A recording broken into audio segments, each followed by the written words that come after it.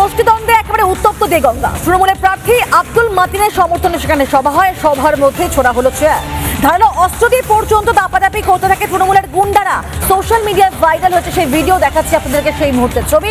কিভাবে লন্ডভন্ড গোটা জায়গাটা, চেয়ার টেবিল ছোড়া হচ্ছে, একে অপরের সঙ্গে হাতাহাতিতে জড়িয়ে পড়ে দুই পক্ষ, এবং দুই পক্ষ কিন্তু তৃণমূলের গোষ্ঠীদ্বন্দ্বে একেবারে উত্তপ্ত দেগঙ্গা।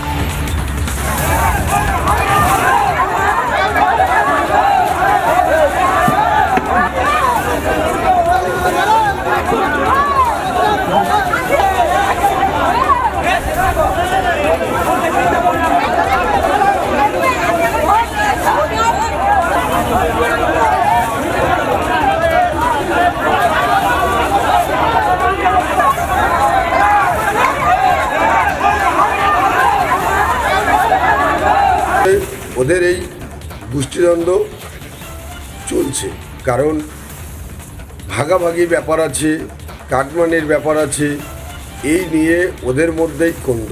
আদিপুর ঝিগড়ার যে প্রধান আছেন উনি প্রতিশ্রুতি দিয়েছিলেন যে ওখানকার কোনো একটা রাস্তা উনি করে দেবেন, এখনও পর্যন্ত সেই রাস্তাটা করে দেননি।